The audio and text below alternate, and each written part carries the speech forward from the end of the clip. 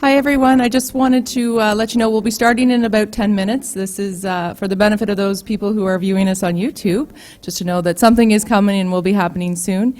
If you haven't had a chance, there are some sign-in sheets at the back. That we'll take and we'll put you on our notification list so that we'll send you any updates we have with respect to this project. You'll be notified by email or by snail mail if you so choose to put in your address there. Also, there's some water and some fruit snacks and some cookies. Please help yourself, and we'll get going here shortly.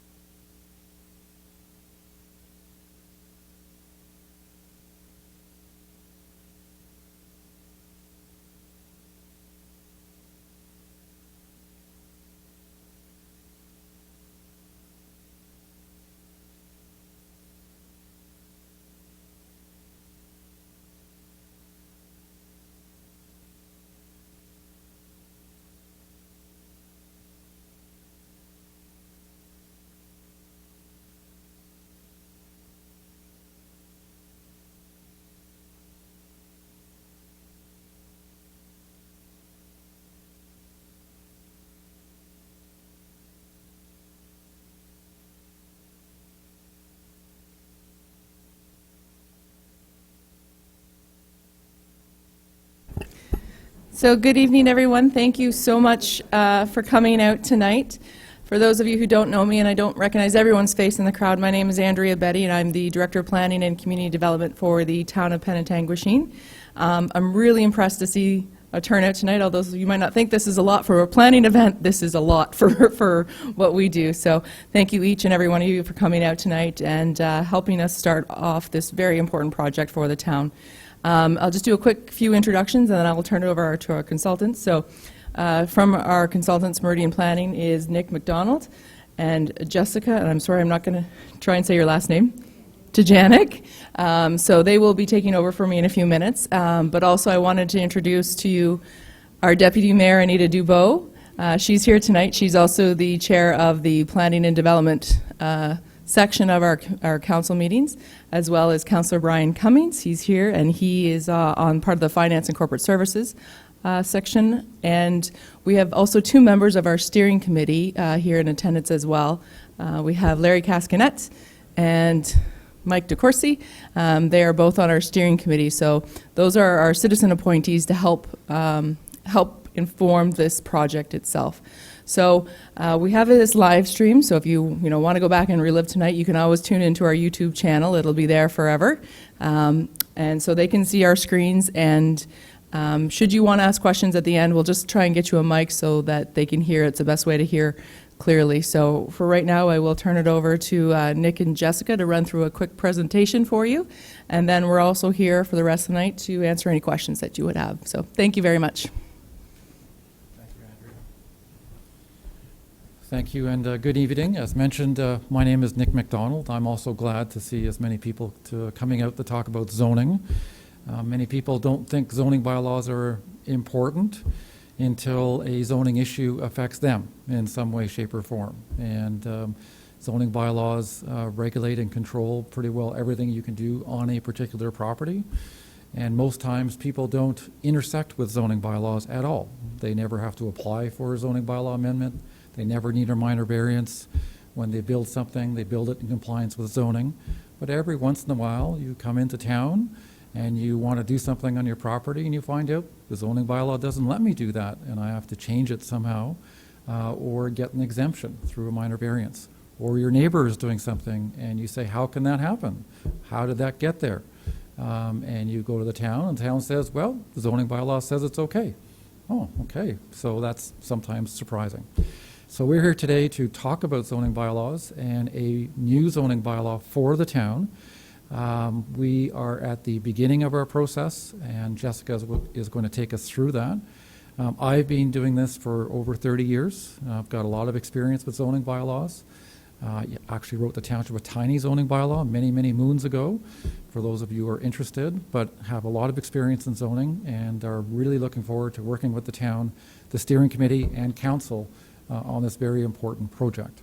So I'll be up again in a few minutes, but Jessica's going to run us through a presentation that gives us a bit of an overview of why we're here and what we're doing. And then we're going to open up to discussion and questions and in an open format and see where we end up. Thank you. Jessica. Use the laptop. All right. Okay, thanks, Nick. All right, so the purpose of the zoning bylaw project is to update the current zoning bylaw, or replace it, with a number of changes that will reflect new trends in planning policy and those that we might anticipate in the future.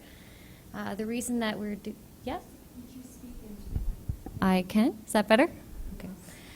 So the reason that this is happening is because the town has adopted a new official plan, and there's a need to be consistent and conform to that official plan, as well as provincial plan changes that have happened already. Also, we want the new zoning bylaw to be accessible, user-friendly, and geared towards both use by staff as well as the public. So the new official plan was adopted, as I said, in 2018 with modifications in November of 2018. At the beginning of the new official plan, there's a set of goals and key objectives, and I've just highlighted a few that apply most clearly to the zoning bylaw, and that's conserve the natural environment, encourage balanced and diversified growth, protect and enhance our character, as well as encourage a sustainable and balanced economy. As part of the new official plan process, the town also adopted a new vision for future growth. I'll just read the underlined part. Penetanguishene embraces economic growth that is diversified, balanced, and fiscally sustainable, which contributes to a healthy community. Other important aspects of the new official plan are to make sure that the town is vibrant and welcoming, that the zoning bylaw reflects the character within the town and encourages growth. Jessica, Yeah? could you speak closer to it, because Sure. I didn't bring my hearing aids tonight. I'm having a hard time hearing what you're saying. Okay, I will lean into the mic. Thank you. Okay. So the purpose of tonight is to introduce the zoning bylaw review project, explain why it's now necessary. We'll give you a brief overview of the current zoning bylaw, identify some key issues that we've looked at so far, and we also want to gain insight from you on what's working well in the bylaw, what isn't working well, and what the bylaw can do to help facilitate growth and that vision that's set out in the new official plan. So the current zoning bylaw was adopted in 2000, and there's been a number of updates through official plan amendments, zoning bylaw amendments, but a comprehensive review hasn't been done to date. Currently, there's approximately 28 zones in the zoning bylaw, and there's about 150 site-specific zones. So those are changes to either standards, regulations, or permitted uses on individual properties.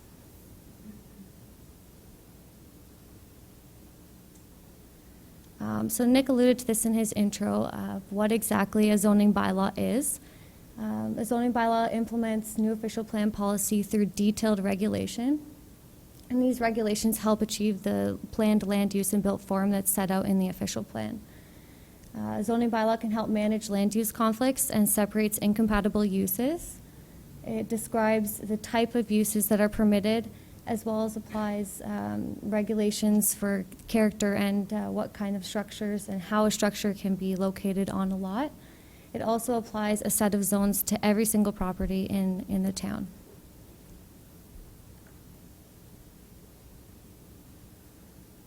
So the zoning bylaw is applicable law, and as I mentioned, sets out regulations for each property. So these regulations include the use of land and buildings on a lot, the size of lots, as well as character, location, height of buildings, and structures. The graphic to the right is just an example of the type of standards that you might find in each of the zones in the zoning bylaw. Every zone category in the zoning bylaw has permitted uses as well as standards, and sometimes within each zone there's standards that apply to each of the permitted uses that might be different. If you want to do something on your property that's not permitted in the zoning bylaw, you may need to go down the route of a zoning bylaw amendment, or another option is through the minor variance route, depending on the changes that you request for your property to support your development. And a zoning bylaw must comply with the official plan, but cannot be more permissive.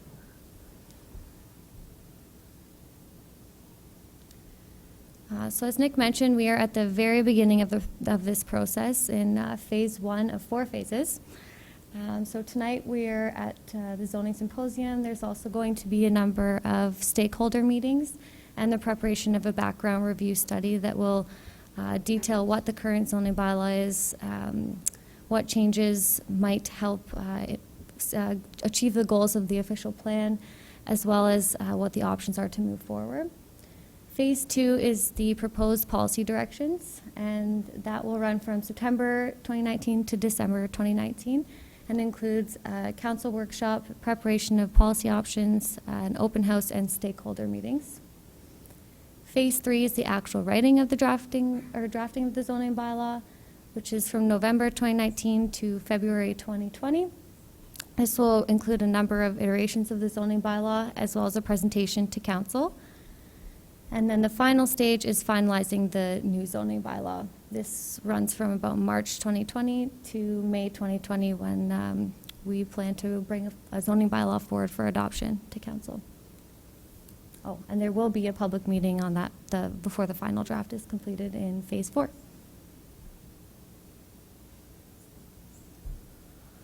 So as I mentioned before, there's currently 28 zones in the zoning bylaw. This map codifies each of the zones in color. So for example, yellow is the residential zones that are in the bylaw. In the brackets along those bulleted points, you can see how many individual zones, or parent zones is what we call them, in the zoning bylaws. So there's currently 12 residential zones. You can see that's in the yellow, and they kind of wrap throughout the town. Commercial, there's 4 individual zones. Industrial, there are 6, and that's in that purpley color. You generally see that in the southeastern portion of the town. Blue is institutional.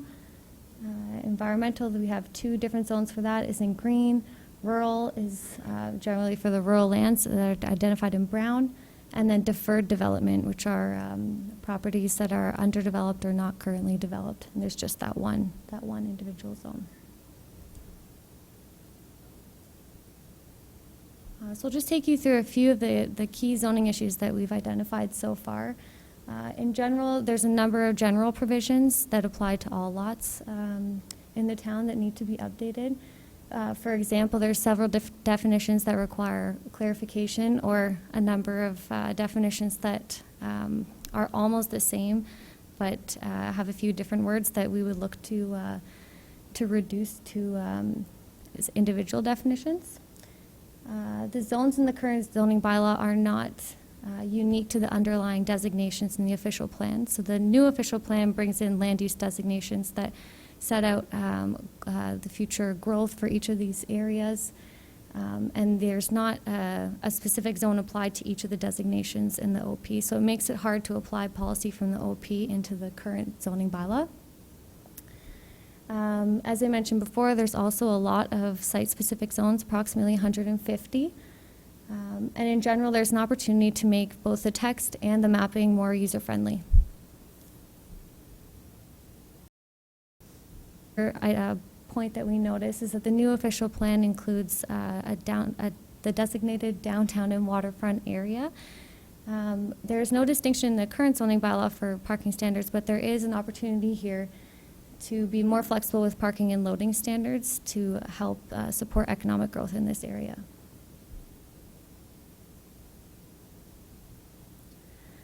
For commercial zones, there are currently 4 commercial zones. One of them in particular permits a wide range of uses that aren't all permitted by the underlying designation in the official plan, so that's something that we would look to marry up. And there's generally a need to modernize the permitted uses.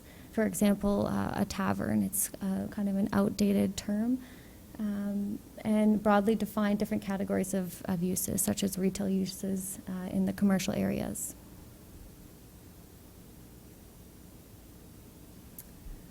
For employment zones, there are currently 6 employment zones, and each of them have a very specific set of permitted uses, which can be limiting. The list of permitted uses could be reconsidered with terminology brought in to ensure maximum flexibility for new development proposals. The current zoning bylaw also includes a maximum lot coverage. It ranges from about 50 to 75%, depending on the zone, that does have the potential to restrict the size of new employment uses.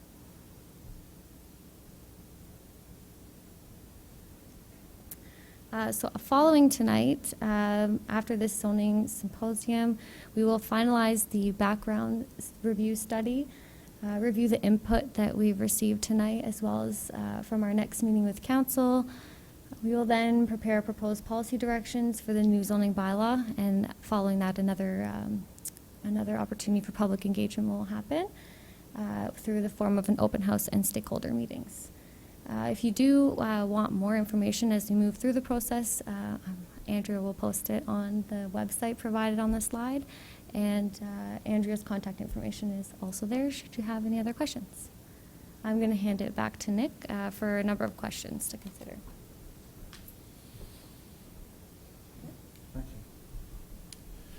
All right, that's great, Jessica. Thank you for that. That was intended to provide you with an overview of our process and what we're going to be doing as part of our process. And really what we wanted to do tonight was to get some on-the-ground input from any of you who've had experience with the zoning bylaw, or maybe you haven't had experience with the bylaw. That's fine. It wasn't a prerequisite for this meeting. But clearly, if you do have some knowledge of the bylaw, that would be obviously helpful for us moving forward. The bylaw is a very technical document. You might have heard Jessica say it is applicable law, which basically means that if a zoning bylaw contains a regulation that says you can do something on a property and contains a number of standards that allow you to do something on a property, and someone comes in and applies for a building permit, no matter how bad that building permit may look, if the bylaw says it can be built, it can be built. The town cannot say no to something that complies with zoning. So it becomes very important when we write zoning bylaws to clearly think through what kind of community we want to have, what kinds of standards we want to have applied to development, and what kinds of new ideas we want to somehow codify or include in the zoning bylaw. I have a list of questions up here, but I had a few thoughts just to leave with you so you can think about these as we're talking about the bylaw. But for example, the new official plan strongly encourages more affordable housing in this community. In the form of secondary suites, which some may call basement apartments, but they're not necessarily in basements, within houses that may be on lanes, either on separate lots or on the same lot. And the province has recently changed the rules yet again because they like doing that from time to time. And they've also changed the rules to indicate that municipalities now have to think about permitting 2 extra dwellings on every property, not only 1. That's very new, but a lot of urban municipalities have been thinking about that already. Places like Toronto, they've been thinking long and hard about laneway housing as an example. There's a lot that they've done that we can certainly look at. And one of the interesting things we see here in Penetanguishene is you have lanes. Which is quite unique. Not every town has lanes, so it's certainly an opportunity. So one of the things we'll certainly be looking at as part of this process is that particular issue, and certainly if there are any comments tonight on that, we'd certainly love to hear from you on that moving forward. In addition, the bylaw is intended to the greatest extent possible to encourage additional economic development in the municipality. Very often a key element of any zoning bylaw process, because many people perceive zoning as an impediment to growth. And we're always interested in hearing about that because we're not so sure all the time it is an impediment, and there may be other reasons why something doesn't work on a property, but we're always interested in what people's perceptions are of a zoning bylaw as it relates to economic development, because if that perception has some grounding in reality, maybe we can fix that so it's not a problem in the future. So those are some of the things that we certainly think about when we write zoning bylaws. And for those of you who have used the bylaw before, I'm sure you will probably agree it's not that user-friendly. It's not the easiest thing to pick up and look at and figure out how to apply it to your property. So one of our goals and what the town has asked us to do is to figure out how we can do a way better job writing the bylaw in terms of making it understandable, user-friendly, and easier to understand. So if any of you have worked with the bylaw in the past and have found it to be a frustrating experience, we'd like to hear from you. On the other hand, if you've had positive experiences with the bylaw, that's great too. We'd love to hear that, because that helps us figure out how best to structure the bylaw moving forward. So we came up with some questions that we thought we would ask, and all we wanted to do this evening was open it up to anyone in the audience who wished to talk to us about any aspect of the bylaw that they feel is important to them. I know we don't have a bylaw to present to you, so you can look at it and say you don't like this, you don't like that, you like this. That makes this meeting a little easier, because then you're actually looking at something, and then you can complain about what you don't like, or tell us what you do like. Right now, we don't have that because we're starting off, and what we often do is we try to get people's input early on so that it helps us think about how we formulate the bylaw as we move through the process.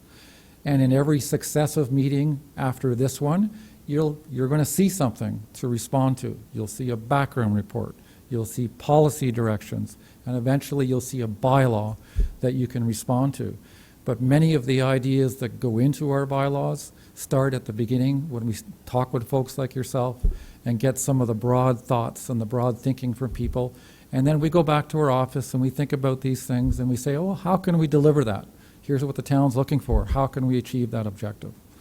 So I've included some questions on the slide. Someone very nicely pointed out that we have 2 questions that are exactly the same, which is good for us to know. I'll just read out the questions, and our idea is that we would open it up for discussion and see where that discussion goes, and we're happy to take any question or comment on the bylaw.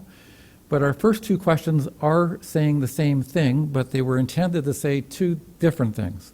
So the first, are there things in the current bylaw that are working well? And of course, whenever you ask that question, you also have to ask, are there things in the bylaw that are not working well? It just so happens the word not was not put in that sentence. So that's what we were trying to achieve. So for those of you who have experience with the bylaw and have had issues with it or believe it doesn't do what you think it should do, we're interested in that kind of input. Thirdly, are there new zoning rules required for issues currently not dealt with in the bylaw? I've already mentioned a few. Secondary suites. We don't have rules for those right now. Lane-based housing. Do we need rules for those? Those are examples of things that we can develop rules for. And then when those rules get developed and somebody wants to do a secondary dwelling, then there are rules in place and that permit can be issued. If you have experience using the bylaw, how would you rate your experience and why? And we only want to hear the good experiences. No, I'm just joking. We want to hear all good and bad. That helps us too, because we try to design our bylaws to be as user-friendly as possible.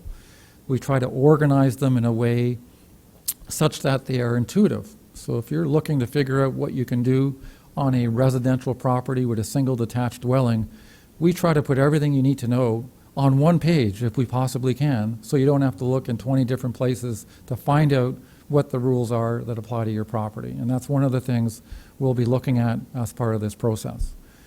And I already asked this question, but what could the bylaw do to encourage economic development? Now, for those who don't have experience with the bylaw, that's fine. But if there are economic development initiatives or thoughts that you have that we should be thinking about in the zoning bylaw process, we want to hear from you as well. And this is your opportunity. I should say you might leave this meeting and say, darn, I wish I said something on this. That's what Andrea's here for. And you can always contact her later, and anything you send in by email or letter or whatever method will get back to us in one way, shape, or form, and we'll certainly be considering it moving forward. And then lastly, I like to ask this question at the outset of projects because I'd like to know what people, what kind of bar are people setting for us on this process. I know the town has a pretty high bar for us. They hired us, and they certainly have high expectations, and we're going to do our best to meet those expectations. But what are other success? What do other success indicators look like in a zoning bylaw? In other words, at the end of this project, the bylaw is a success if it does what? If it stimulates economic development appropriately, if it protects character, what are those success indicators that we should be thinking about moving forward? And I have to tell you, in every place it's different, because every town, every municipality has different issues and different ideas about their future, and we're always interested in that. So that's what I wanted to say. You heard some of the background from Jessica. You heard me basically looking for as much input as I can possibly get because it helps us understand what we need to do as part of this process.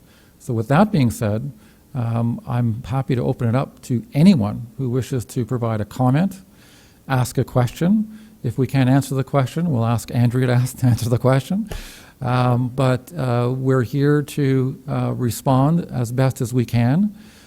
Get your ideas, and you'll see us again if you're interested and we're happy with us tonight, and you come to the next meeting, you'll see something you can actually respond to. And you may see something in the work we complete that reflects what you say this evening, and which is a great thing always. So who wants to start us off? Who wants to start us off? Everybody can't be happy with the zoning bylaw.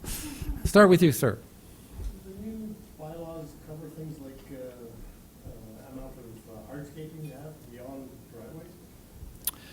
New bylaws can do that. It's very rare for bylaws to cover hardscaping. Having said that, there is a lot of concern out there about there being too much hardscaping in certain circumstances in terms of how it impacts how water infiltrates back into the ground.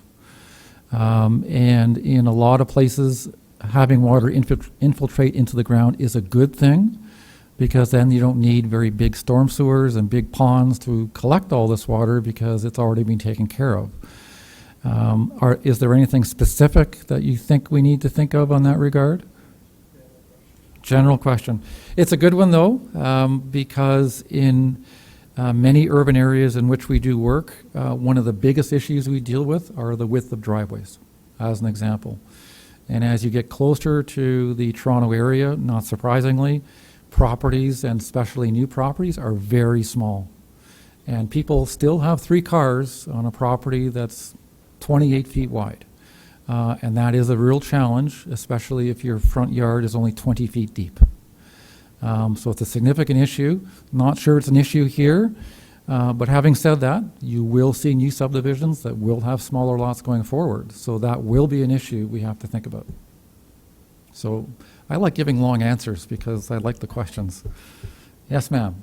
So you've been doing this for 30 years? Yes. You wrote Times bylaw. Yes. As an example of what was then. What is an example of a current or a recent bylaw that you've done for a municipality that you would consider to be a successful bylaw? Very good question. And when you go home, you're going to go look that up and check it out. Okay. We recently completed a new zoning bylaw for this as well. And I'm pretty proud of that bylaw. It reflects what they wanted to see in their document. We're currently working on 4 other bylaws. You can see a draft of the City of Cambridge bylaw, a much bigger city than Penetanguishene, much different issues. They've got some really big industrial areas that we had to think about. Currently working on the City of Markham bylaw, again, a very large municipality. And in that bylaw, we're actually replacing, if you can believe it, 65,000 pages of bylaw text with 200 pages. So that's a huge undertaking. We're also doing the Town of Coburg's bylaw and the Town of Caledon's bylaw. So we've got quite a bit of experience. I can tell you every bylaw we do is always better than the last one, because we learn every time how to do it better. So what are you most proud of, for example, in your prior bylaw? I think how the bylaw is organized to be more user-friendly. You'll see in that bylaw examples of where we try to include as much information on a particular zone category on one page. And we called them gateway pages. So that's our new idea, and that's what we're doing with our newer projects. Because we realize for people who use the bylaw often, they know how to use a bylaw and where to look. But for people who don't use bylaws, they look at this thing and they say, I have to hire someone to tell me what's in this bylaw, and that's not right. So we've tried and we've worked really hard on trying to come up with a way of including as much information that is relevant in one place. So that's what I think I'm proud of in that particular circumstance. Yes, sir. I would welcome someone that can actually simplify the bylaws as they exist today. Okay. Being a new resident, that Yep. came here for time. Nice town, great. Found it very frustrating when things were going on and trying to find answers. Okay. And I would bounce, you have access to the internet. Yep. You bounce from one to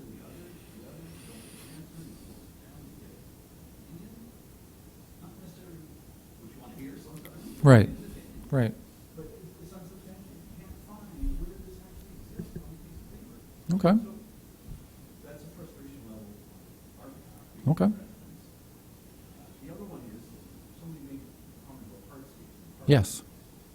One note, Toronto and here are very. Oh, I agree. We have snow here. I know, lots of it. We have a situation that is going on now with a property that's approved with a very narrow frontage. In fact, it's an amended frontage, Okay, where the owners have very little room to put snow. So the snow ends up on that property. okay, You go in town and say, what's the bad problem? Well, it's a civil problem. Well, no, it isn't. It's a concrete problem. okay. But it's still like, be cautious when you're doing. Fair enough. You provide ample room for people to store snow or cars or whatever it is, because nobody else will. And that's a very fair comment, and that's what makes every municipality unique. And actually, we were talking about snow earlier, and the snow bubble that exists here in Penetanguishene. So, and I've known that for a long time. I lived in Barrie for 20 years. Don't get the snow there that you get here, but very, very aware of that. It certainly makes you think differently about lot sizes in particular and frontages, because if you have a street with a lot of narrow lots and driveways on it, you start running out of places to put the snow on the street even. So that is a challenge. Well, and here's the second part to that whole situation. So there's a narrow frontage. There's two lots share that frontage. And then the town approves your bylaw to make secondary residence. Right, Give them the frontage. right. So Fair enough. that's something, like this whole idea of affordable housing, it's a nice idea, I understand what's driving it. And I mean, it's great economics for the town. Yep. Because there's more taxation. Yep. But there's an impact on residents. Yep. And being a homeowner and having an investment in a home, and if somebody does something like this, and to run down neighborhoods, I've seen it there, it came from caution as well. Okay, fair enough. I agree it is a challenge to write rules that, that work in every community. One of the challenges we'll have as part of this process is that the province is essentially mandating municipalities to permit these secondary units and possibly even a third unit on certain properties. Having said that, the province is also aware that local zoning bylaws can be a little bit more specific about where these uses are permitted and under what conditions. So there is some wiggle room, I can put it that way, in terms of coming up with standards that are appropriate for every community. So we'll certainly be looking at that. And when we come out with our, I don't think it'll be in the background paper, but it'll be at some point in the process, there will be draft standards out there, and I encourage you to look at them at that time and let us know what you think. Yes, sir. Quick question also too. What is the difference between an in-law suite and a rental? If you have the same house and you rental the basement, what is the difference between an in-law suite and An in-law suite, I'm assuming an in-law lives in that suite, or are you just calling it an in-law suite? Right, that's what I'm getting at, yeah. So, an in-law suite, for some people that may mean they've modified their house to allow a family member to live in it, but it's not a separate dwelling unit, but it's a separate area, but they share parts of the house. But an in-law suite can also be a separate dwelling unit that has its own entrance. And essentially, a secondary dwelling is a dwelling unit with its own entrance. And that entrance can come from the side, from the back. You can go in the front door and have downstairs going one way and upstairs going the other with locks on both doors. There's lots of different ways to get into that secondary dwelling. In-law suite, I wouldn't use that terminology because it relates more to the person than the actual use that's actually occurring. And we're not supposed to zone for people, we're supposed to zone for land use. But it'll be a significant discussion we have. And most people associate secondary dwellings with being in a basement. And I think the thinking is now that they don't necessarily have to be in a basement. They could be somewhere else in the same house, but it's not necessarily intended to be relegated only to basements, but it's somewhere in the house, and generally speaking, has to be smaller than the main dwelling because it's secondary. Okay. Right. Right. I guess. Well, now you're using another term, rental, right? So whenever you do, for someone who creates a secondary dwelling in their house, it most probably will be a rental because you can't sell it.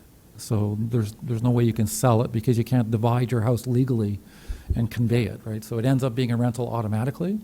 What you charge is up to you, but it does become a rental, clearly.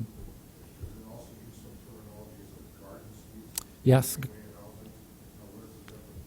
Great question. So a garden suite is a very specific type of dwelling that is intended to be portable. And there are actually provisions in the Planning Act that deal specifically with garden suites. And they are mobile home type dwellings, but they don't have to be mobile homes. They could be purpose-built. And they were intended, I think the original term used was granny suite for grandma, essentially, who can live in the backyard in a self-contained unit. And not very common, but we have seen them from time to time. And what the Planning Act says is that a municipality can permit a garden suite through a temporary use zoning bylaw process, where someone applies and they're allowed to establish the use for a period of time. And once that period of time elapses, they're required to take that dwelling off the property because it's really intended to be temporary and usually for a family member and not really for the rental market. Laneway housing you asked about. That can come in many forms. It could be a dwelling on top of a garage that happens to access a lane. So you have stairs going upstairs to a dwelling unit. Or it could be a separate house on a lane that is physically separated from the other house that fronts on the street. So those are the types of housing that we could be seeing in the town. And your new official plan is very encouraging of those types of dwelling unit types. And now our job is to write the rules for them because the official plan is encouraging that type of housing to occur. And theoretically and in principle, the more of these kinds of units you see, the less land you need on the edge of town for new housing. That's the big idea, right? So I hope that answers your question. Every answer I have means more questions, I know. Who didn't speak already? There, you go. So you're saying if I live in a bungalow, Yeah. I can rent my upstairs, I can rent my basement, and I can put a trailer in my backyard. How is this going to affect parking? Good question. So just to be 100% clear, in your home, you can rent one unit, not two. So it's one, somewhere in the house, right? But the province is suggesting that permissions be included in bylaws that permit a separate dwelling unit somewhere else on the property. Okay. Do you have one house, or is it a semi or a single, or it's a bungalow? Currently, you're not allowed to rent anything because you don't have permission for a secondary dwelling on your property, unless you do. But I'm assuming she does? Andrea?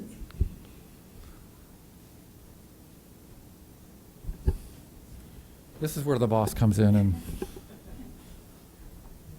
Sorry, just to be clear, and I'm not 100% sure I know exactly your property, but our bylaw does have some rules around what we call accessory dwelling units. We also have some rules around duplexes, which in essence is about the same thing. So for the most part, most residential properties in the town of Penetanguishene can have two dwelling units in a house. Effective now. So I can still put a trailer in my backyard? So no. So right now in the house, you can have two units. One's an apartment, say a basement apartment, and then the main area.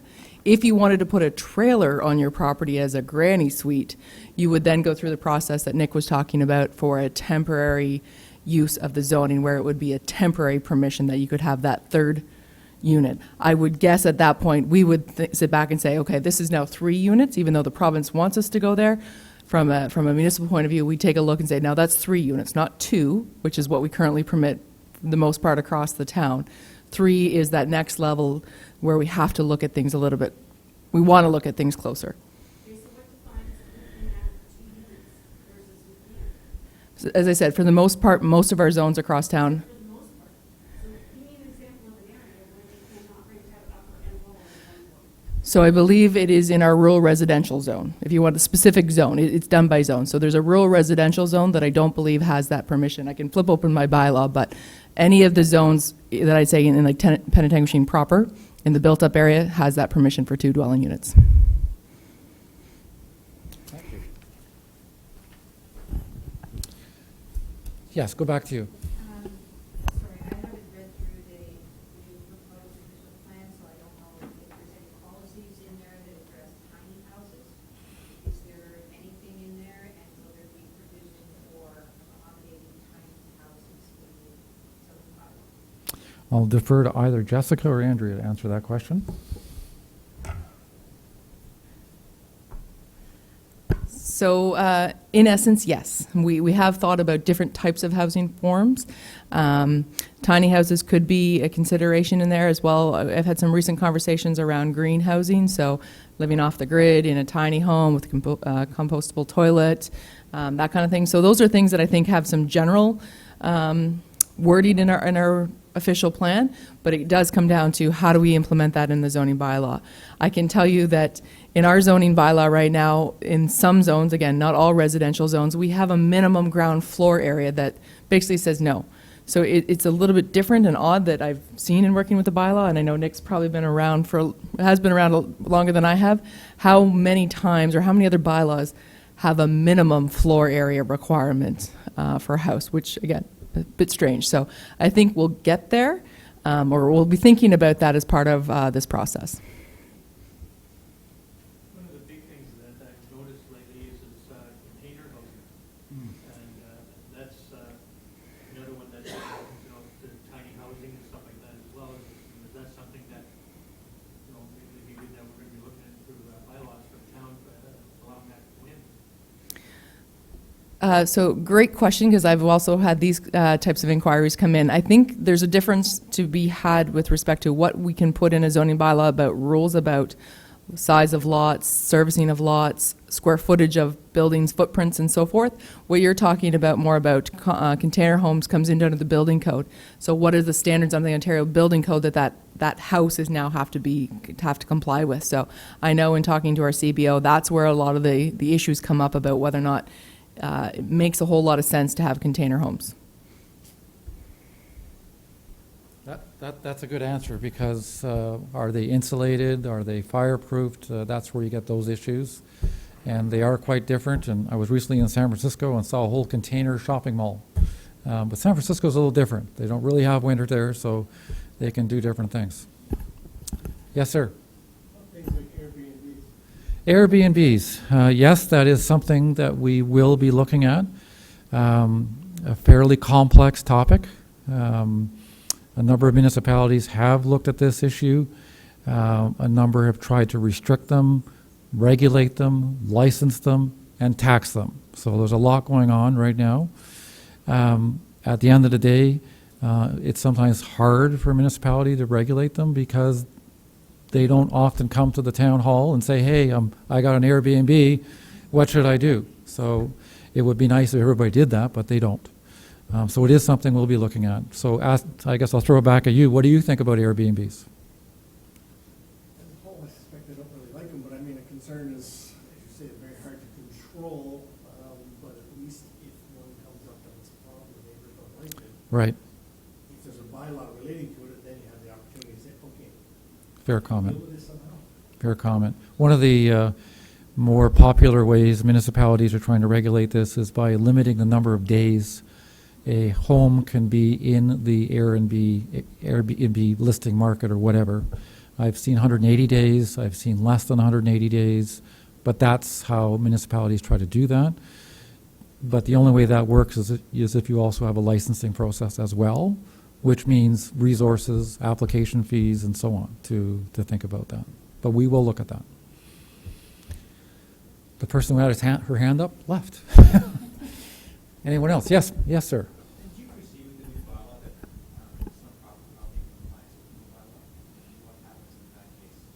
You have property that is in compliance with the current bylaw. Very good question. So in circumstances like that, if something is legally in compliance today, we write a new bylaw and we make something strict, or more strict than the previous bylaw. The existing building or development becomes legal non-conforming. And the Planning Act basically says those uses are protected. However, once you become legal non-conforming, if you want to expand that legal non-conforming use, you may need a separate approval from the Committee of Adjustment. But it's not the intent of our bylaw to create a lot of those circumstances. Our intent often is to streamline and modernize and usually make things a little bit more simpler and easier as opposed to making things harder. However, there are times when we do make a restriction more restrictive because an issue has arisen, and we will deal with those. But I'm certainly hopeful we don't create too many of them. There may be a number of legal non-conforming uses right now that existed before the last bylaw was done that continue to exist. They're completely legal, but they do have this kind of label associated with them that some people don't like sometimes. But it is what happens when you prepare a new bylaw. Yes, sir. What would be a very common complaint, let's say from builders, whether in our empire or whatever, with the zoning bylaws? What do you seem to hear over and over again, whether it be developers or whatever, about the town's bylaws? What don't they like? They usually don't like the bylaw at all because they would just love to come in and build without having to ask the town for any approvals. But I'm being a little facetious there. Generally speaking, the lesser the number of restrictions on what you can do on a property, the better.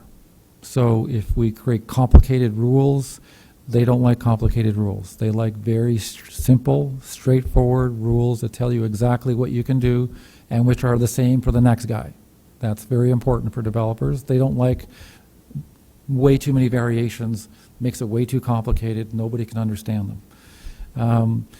In many of the bylaws that I've been dealing with lately, developers are often looking for smaller and smaller and smaller properties. That's a big ask on the part of the development industry. And as they're asking for smaller and smaller properties, they ask for smaller and smaller front yards, smaller and smaller rear yards, and smaller side yards. And that's the pressure we always face in a municipal environment from developers. So that's so in a case like Penetanguishene, where we have snow storage to think about, that's something we have to think about if we're looking at creating rules for very small lots. And I've seen townhouses as small as 15, 16 feet. Housing is getting very small in some of the larger urban areas, and there's a real pressure for bylaws to reflect that. The other one I can tell you is, and this is actions here in the town. I don't know why there are that many employment zones, why there are these differences. It should be really simple. You want to do something that looks like industrial, you should be able to do something that looks like industrial on an industrial property within reason. So we often hear that as a complaint. Don't create too many zones that differentiate things unless you really have to,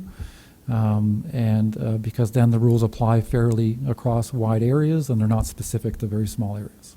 So that's a complaint we get a lot too. I would just add too, when it comes to developers with the small lots, then we're also seeing bigger houses. Yes, I was going to say that. Yeah, so that's a unique one that I've come across where these are fairly large, 2,000, 2,400 square foot. Yep. I know there's a survey when it had to do with more manufacturing. Why? Okay. What are you trying to do? What are you trying to make this town into? Because manufacturing is just meat. So what else are you doing to bring things in that reduces tax base?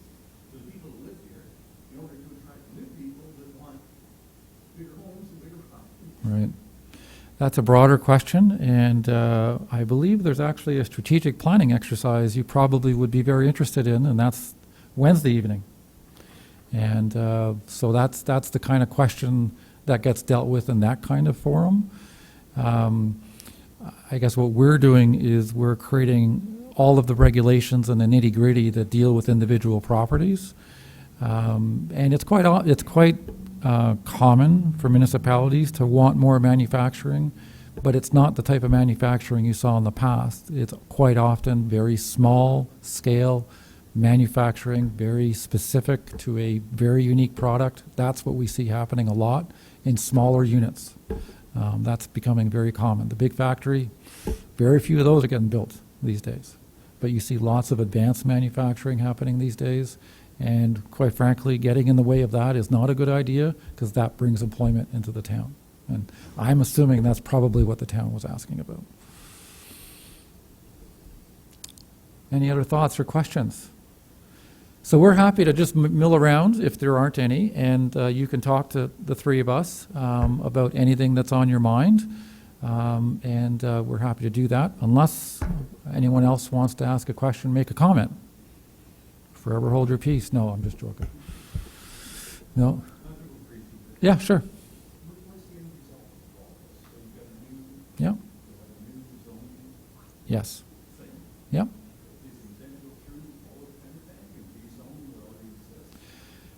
Okay, it's a good question. So in terms of how that happens, so right now, every property in the town is in one of 28 different zones. What we're going to do is look at those zones and try to reduce the number of zones because we think there are too many of them. But whatever is zone residential today will be zone residential tomorrow. There may be an exception here or there because it's commercial, because it's residentially zoned, but it should be commercial. There may be a few circumstances where we want to match up what the official plan says about a particular area. But generally speaking, if you're in a specific type of zone that permits a specific type of use, most likely you'll be in a zone that does the same thing, but the rules may be a little different or they may be the same. I can't tell you right now. But a big part of what we do is we try to fix and improve wherever we can, but we don't want to rewrite every rule because that becomes way too complicated. And many of the rules in this town already work very well. We just want to fix the ones that don't. So that's a key part of what we do as well. So it'll be a new bylaw. It'll look very different. The mapping will look very different. But generally speaking, what is permitted on a property today will continue to be permitted on that property in the new bylaw as well. Yes, sir. Quick question too, are you going to take into consideration lot size and history of the property, say there is issues with the property, are you going to take that into consideration in the new zone?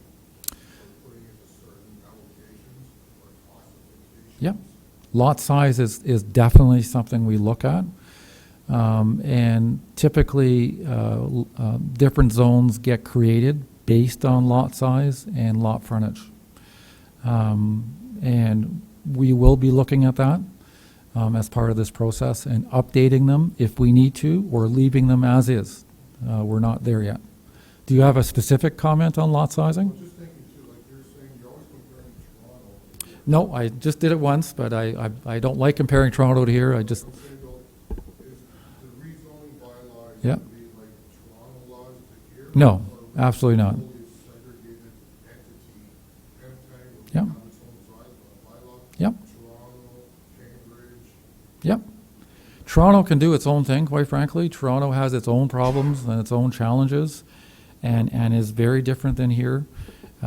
This is a smaller town with unique issues. You have topography in this town that's kind of unique. You have a beautiful waterfront that's also very unique. And you have lanes that provide an opportunity that we will certainly be looking at. And you've got snow. All of those things make Penetang a little unique. So I did mention Toronto only because they've done a lot of work on laneway housing. And obviously, when we do our work as professionals, we look at everybody else's work and take the best of whatever anybody else has done, and we bring it to a community. Doesn't necessarily mean it's the Toronto idea. Toronto may have borrowed it from Portland, Oregon, for all I know, right? So, I Okay. So it's a little bit of a concern, you're talking laneway. Yeah. construction up there also. So it's wrong, I know the laneways are like that and up there also. Yeah, and Toronto doesn't get as much snow.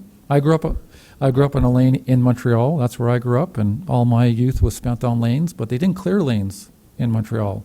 So in the summertime, you could not access your property if you were accessing it from a lane. You just couldn't. So it's something to think about, obviously. Okay. Does anybody, they have a fair-sized lot, almost an acre, and across the street they have, let's say, a new subdivision. What would prevent that guy from tearing the house down and putting in a number of houses, smaller houses? That's a very good question. I couldn't give you a specific answer, but if that property is designated a certain way in the official plan, and it permits a certain type of housing at a certain type of density, and this gentleman has an acre in that designation, it would be very likely to me that that would make a lot of sense for that guy to subdivide and make better use of that property, particularly if you got sewer and water running in front of it. So again, it depends on context, location of property, is there a heritage building on it? There's a lot of things to think about. But generally speaking, within built-up areas, if there are larger properties surrounded by smaller ones, there's a very good chance you're going to see that over time change into smaller properties too. It's just a normal part of how an urban area changes over time. Good question, if you have, as the gentleman said here, you have a 1 acre lot, you stack with 3 parcels, for 1 acre, how's the infrastructure of the water, the sewage, going to be able to handle that if it's not originally developed or engineered for that? So is the town going to be responsible to change the sewage and water in order to handle that? No? So in answer to that question, when the application is made, the town's engineers would look at that capacity. I can tell you it would be very rare indeed where that became a constraint, unless you were proposing a lot of lots, but 2 or 3 lots probably isn't going to make a big difference, but the town's engineers would look at that and provide comments to the committee before a decision gets made. Okay, this has been great. So I'm going to close, and as mentioned, we're going to be here for a little while. If anyone wants to talk to us one-on-one, we're happy to do that. But thank you very much for attending. This has been good, very helpful for me. Did you want to add anything, Andrea?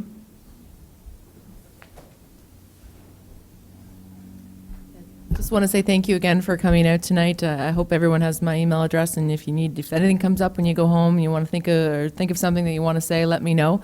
I share everything with Nick and Jessica so that they'll know what kind of conversations are happening. I heard some good questions and comments tonight, some things I didn't expect to hear, and some things that I thought I would hear that I didn't. So you may or may not know, but the town has gone through a few changes or a few thoughts around a couple zoning issues over the past 2 years. Backyard chickens was a topic that we had last year. Temporary garages are another conversation we've had. Accessory buildings, and we haven't had a chance really, but accessory buildings, and Lois isn't here, is something that I hear about all the time. It's probably one of the most common requests of the Committee of Adjustment to vary the rules around how big a backyard garage or backyard sheds could be. Parking, driveway widths, hard surfacing, those types of things are all very common that I hear. So I'm glad you all came out, and if something comes up and you have a great idea or you've been someplace that you think has a really unique way of dealing with land uses or buildings, please let us know. We want to make the best possible bylaw for this town because our intent is to do it right this time and not that we have to worry about it. But the Planning Act says we have 10 years after we do a new bylaw before we have to really take a good in-depth look at it again. So the Planning Act says we should be doing this every 5 years. Unfortunately, it's almost been 20 years since the last time we took at our bylaw. So it's really in need of a desperate overhaul and rethink to modernize what we want to see happen in this town. So again, email me and let me know if anything comes up, and happy to have any one-on-one chats with anybody here tonight. Thank you.